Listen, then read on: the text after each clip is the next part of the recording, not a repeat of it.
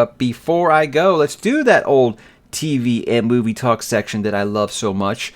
The Midnight Club, October the 7th on Netflix. Now, guys, if you don't know, this is being done by Mike Flanagan. And also, if you don't know, I think Mike Flanagan is the greatest when it comes to horror right now. No one does modern horror better than him. And I think the reason that he does it is because he develops his characters. And he shows like the romance and the emotion between these characters, makes you care about them before he starts to take them away from you. He does it better than anyone. He's a great, great character writer and director. And so I think that's what makes his stuff different than everyone else working in horror right now, where there's like, we just gotta go, we have a high body count. We gotta have a high body count. You know, he doesn't do that. He makes you care about the characters before he destroys you with what happens to them. And I don't imagine this will be any different, guys. I love Haunting a Hill House. I love just about every movie that this guy has made.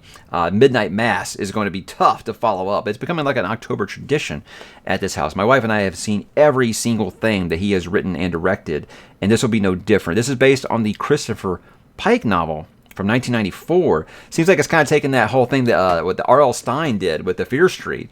So I have no doubt that Mike Flanagan's going to make this just absolutely incredible. The trailer started kind of like, this doesn't seem like what he would be doing. And then by the end, you're like, yeah, it does. It absolutely does. But guys, if you haven't watched anything by Mike Flanagan, you're missing out. Perfect time, spooky season, October the 7th. We will be watching as soon as we possibly can. Now, you know, kids don't always cooperate with those things, but we will be watching that.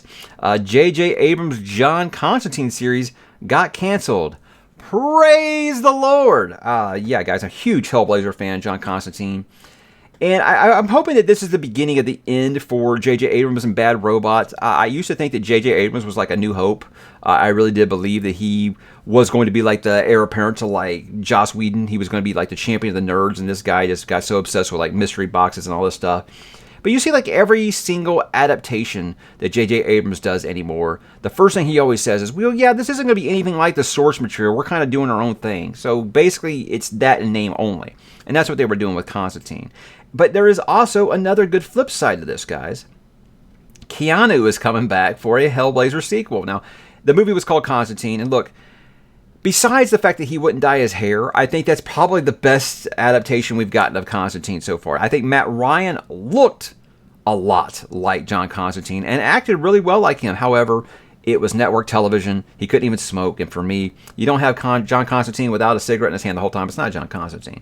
So it's a kind of a happy medium there. I mean, who doesn't love Keanu at this point? But I'm interested to see what they do with this. I have a feeling it'll be much closer to the source material than whatever it was J.J. Abrams was going to do. And I hope J.J. Abrams is out at Warner Brothers because, I mean, guys, do you want to know why DC fans aren't excited for DC on film and TV? Because of people like J.J. Abrams who don't care about the source material. And the first thing that they say is, yeah, it's going to be nothing like the source material. Okay, well, hey, no thanks. Saved me a lot of time. I appreciate that. So fingers crossed, guys, on Keanu coming back, hopefully to don the pack of cigarettes, every pack a scene, and will get us a real good John Constantine adaptation. I'm interested to see how that's going to go, because I thought that movie is actually quite underrated. I think it's actually pretty good. As a big fan of the comic, I actually did like that quite a bit. So fingers crossed. I'd like to see some more. Hey, did you guys hear Rogue Squadron got canceled? Now, this was the Patty Jenkins directed Star Wars movie. And I want to know at what point is there some accountability for what's going on at Lucasfilm. Now, you guys, it's not a secret that I don't like the regime that Kathleen Kennedy has had. Her administration there has not been good. It really hasn't. I mean, you'll look at, I'll have the people who will drop in the comments and say, each one of the Skywalker films made $1 billion, you know, and here's the thing. It did, but, you know, it got cheap, it got less each time. The third movie made half of what the first movie did. And you look at this is the end of the Skywalker saga. That should have made like Avengers Endgame money. It really, really should. So I think they saw that the arrow was pointing down. They've canceled more movies than they've actually made now. And they now have nothing on the schedule. So at what point is there some accountability held for it used to be the most popular IP in movies, and you have no movies on your schedule. I would be hard pressed to believe that they just want to do just Disney Plus now. But guys, because of the way that they mishandle this is why someone like me, who's been a Star Wars cultist since they were 4 years old, is not even watching Andor. I'm not even watching Andor. And I'm hearing people tell me, oh yeah, it's really good. Andor is really good so far. Yeah, you guys said the same thing about Obi-Wan, and it was terrible. I hated it. I thought Obi-Wan was garbage. So I'm done. I'm done. Besides Mandalorian Season 3, because we do like a family night for that. My kids love Mandalorian, so we're going to keep watching that. But other than that, Lucasfilm has to win me back with Star Wars at some point. But like I said, at what point is there some accountability for how bad they have shit the bed on the big screen? I think that there needs to be some accountability here. You have nothing on your schedule right now from the biggest franchise in movie history. That makes no sense. They horrible mismanagement, guys. Just unbelievably bad.